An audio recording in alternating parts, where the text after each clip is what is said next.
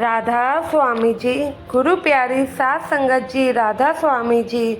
सात संगत जी, इंसान की एक बड़ी बुरी आदत होती है। इंसान अपने आज को छोड़कर कल की बहुत चिंता करता है। और कई लोग तो ऐसे हैं जो हर समय इसी सोच में डूबे रहते हैं कि कल को मैं ना रहा तो मेरे परिवार का क्या होगा। और किसी ने सच ही कहा है, चिंता चिता के बराबर होती है। आज की साखी को प्लीज़ ध्यान से सुनिएगा, तो आप भी अपने भविष्य की चिंता में आप अपना आज नहीं खराब करोगे। साथ संगत जी, यह साखी गुरु नानक देव जी की है। उस समय एक अमीर व्यक्ति जो कि पेशावर में रहता था, पेशावर जो कि अब पाकिस्तान में है, वो अमीर आदमी गुरु नानक देव जी की दिल से भक्ति किया करता था। गरीबों के लिए उसके घर में लंगर हमेशा चलते रहते थे। उसके पास इतना पैसा था, अगर वो कुछ ना भी करे तो भी पूरा जीवन एक अच्छी ज़िंदगी जी सकता था। लेकिन उसमें एक कमी थी, वो छोटी छोटी बातों की बहुत चिंता करता था। उसके दो बेटे थे जो कि उसके साथ व्यापार में उसका हाथ बटाते थे। खुद वो ज़्यादा पढ़ा लिखा नहीं था, लेकिन उसके दोनों बेटे ज़्यादा अच्छा गणित समझते थे और उसके व्यापार का सारा हिसाब किताब उसके दोनों बेटे ही रखा करते थे। एक दिन उसने अपने दोनों बेटों को अपने पास बुलाया और कहा, एक बार मुझे हिसाब लगाकर बताओ हमारे पास कितनी संपत्ति है। तो दोनों बेटे उसी दिन से हिसाब करने में जुड़ गए, क्योंकि व्यापार बहुत फैला हुआ था, जगह जगह पर संपत्ति ले रखी थी। तो पूरा ब्यौरा देने में बेटों को 5 दिन लग गए। 5 दिन बाद बेटे अपने पिता के पास गए और कहने लगे, पिताजी, बाबा नानक की कृपा से हमारे पास इतनी दौलत है कि आपके पोते के बच्चे भी बिना कुछ करे एक अच्छी ज़िंदगी जी सकते हैं। यह सुनकर वो अमीर आदमी खुश होता है और सोचता है, वाह क्या बात है, इतनी दौलत मेरे पास है और मैं बेवजह चिंता में डूबा रहता हूँ। फिर उस रात जब वो बिस्तर पे सोता है तो बीच में उसकी नींद टूट जाती है और वो उठकर बैठ जाता है और दिन में हुई बातचीत जो कि बेटों के साथ उसी के बारे में सोचता है। अब उसे एक और चिंता ने जकड़ लिया। वो सोचने लगा, मेरे पोते के बच्चे बिना कुछ किए जीवन गुजार लेंगे, लेकिन आगे जो उनके बच्चे होंगे उनका क्या होगा, वो तो भूखे मर जाएंगे। यह सोचकर उसकी नींद उड़ गई और वो बाहर टहलने के लिए गया। अब उसका दिमाग इसी बात की चिंता में रहने लगा और इसी चिंता से उसका खाना पीना सब छूट गया। पूरा दिन सोचने में बिता देता, धीरे धीरे कमज़ोर होने लगा, क्योंकि इस बेवजह की चिंता ने उसे जकड़ लिया। उसकी ये हालत देखकर बेटे घबरा गए। एक दिन बाबा नानक जी उनके गांव में आए तो दोनों बेटों ने कहा, पिताजी, बाबा जी गांव में आए हुए हैं, चलिए उनके दर्शन करके आते हैं। क्योंकि आदमी नानक देव जी का एक बड़ा भक्त था, तो वह एकदम से साथ चलने को तैयार हो गया। वहाँ बाबा जी ने सब संगत को प्रवचन दिए। तो उसके बाद वह आदमी बाबा जी से अकेले में मिला, बाबा जी को पूरी बात बताई कि कैसे मेरे पोते के बच्चे भूखे मर जाएंगे। यह सुन के नानक देव जी मुस्कुरा दिए। फिर वह आदमी कहता है कि आप मुस्कुरा क्यों रहे हैं, चिंता से मेरी यहाँ जान जा रही है, कुछ भी करके समाधान बताइए। बाबा जी, आप जो कहेंगे मैं सब करने को तैयार हूँ, लेकिन ऐसा समाधान बताओ कि मेरी समस्या हल हो जाए। तो बाबा जी ने कहा कि तुम्हें मेरे 2 काम करने होंगे।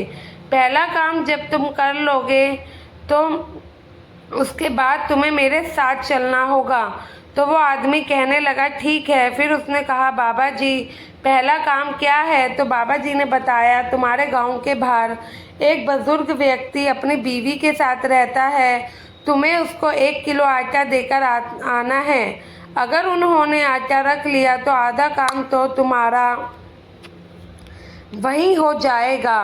तो यह सुनकर वो आदमी 1 किलो की जगह 10 किलो आटा लेकर उस बूढ़े व्यक्ति के पास गया और कहने लगा, बाबा थोड़ा सा आटा लाया हूँ, इसे कबूल करें। तो बूढ़ा व्यक्ति कहता है, बेटा आज का काम तो हो गया, ये लेकर मैं क्या करूँगा, पड़ा पड़ा खराब हो जाएगा, इसलिए मैं नहीं ले सकता। यह सुनकर वो आदमी हैरान हो गया। उसने काफ़ी ज़ोर लगाया, लेकिन उस बूढ़े व्यक्ति ने उनसे आटा नहीं लिया। फिर वो आदमी आखिर में कहने लगा, अच्छा पूरा ना सही 1 किलो ही रख लो, आपके कल के काम आ जाएगा। तो बूढ़ा आदमी कहता है, बेटा ज़रूरत होती तो ज़रूर रख लेता, लेकिन जिस मालिक ने आज रोटी दी है वो कल भी तो देगा, इसलिए तुम ये आटा ले जाओ और जिसे भी ज़रूरत है उसे दे देना। यह सुनकर वो आदमी बहुत हैरान होता है। फिर गुरु नानक देव जी के पास गया, उन्हें सारी बात बताई। तो नानक देव जी ने कहा, चलो पहला काम तो तुम्हारा नहीं हुआ, दूसरे काम की तरफ चलते हैं, आओ मेरे साथ। नानक देव जी उस आदमी को पहाड़ों की तरफ ले जाते हैं। चलते चलते वह आदमी थक जाता है और पूछता है, गुरुदेव जी ये सुनसान जगह पर हम कहाँ जा रहे हैं, यहाँ तो कोई भी नहीं है। तो नानक गुरुदेव जी कहते हैं, हम पहाड़ी की इस चोटी पर जाना है, बस पहुंच जाएंगे। फिर दोनों पहाड़ी की चोटी पर पहुंचते हैं, जो कि सुनसान होती है, वहाँ कोई नहीं होता। तो गुरुदेव उस आदमी को एक पेड़ दिखाते हैं और उस पर चढ़ने को कहते हैं। वो आदमी उस पेड़ पर चढ़ जाता है और नानक देव जी कहते हैं, तुम्हें वहाँ ऊपर कुछ दिखाई दे रहा है? तो वो आदमी बताता है, गुरुदेव जी यहाँ तो चिड़िया का घोंसला है, उनके छोटे छोटे बच्चे हैं। फिर नानक देव जी कहते हैं, चलो ठीक है, तुम अब नीचे आ जाओ। वो आदमी नीचे आकर गुरुदेव से यह सब से क्या होगा, गुरुदेव से कहता है, ये सबसे क्या होगा, इससे मेरी समस्या का हल नहीं निकला। आपने जो 2 काम कहे वो हो गए, लेकिन मेरी समस्या वैसे की वैसी है, हल नहीं हुई। तो गुरुदेव जी कहते हैं, यहाँ आसपास तुम्हें कुछ दिख रहा है? तो वो आदमी मना कर देता है कि यहाँ सुनसान जगह है, यहाँ पर तो कोई नहीं है।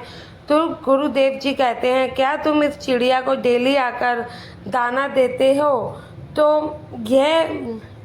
वो आदमी मना कर देता है। फिर गुरुदेव जी कहते हैं, जब ये चिड़िया और उसके बच्चे सुनसान जगह पर भूखे नहीं हैं और वो बूढ़ा आदमी जिस पर कल के खाने का इंतज़ाम नहीं है, फिर भी उसे कल की चिंता नहीं और उसने तुमसे आटा भी नहीं लिया, तो तुम इतने दूर की क्यों सोचते हो? जब ऊपर वाला किसी को जीवन देता है तो उसके खाने का और जीने का इंतज़ाम भी वो खुद ही करता है, वो किसी को भूखा नहीं रहने देता। फिर तुम क्यों व्यर्थ में चिंता करके अपना शरीर और समय दोनों ही नष्ट कर रहे हो? अपने काम पे ध्यान लगाओ, कल की चिंता उसके ऊपर छोड़ दो, जिसने आज दिया है वो कल भी देगा ही, तुम बस अपना काम करो। यह बात नानक देव जी ने उस आदमी को समझाई और यह बात सुनकर वो भी काफ़ी शर्मिंदा हुआ। संगत जी, हम तुम लोग भी इस आदमी की तरह ही हैं, जो आज को छोड़कर कल की चिंता किए बैठे हैं और उस गुरु पर भरोसा ही नहीं है हमें, जो कि आज हमें संभाल रहा है वो कल भी संभाल लेगा। फालतू में हम क्यों टेंशन लिए बैठे हैं और आज अपना खराब कर रहे हैं? उस पर भरोसा रखें और करने पर ध्यान दें।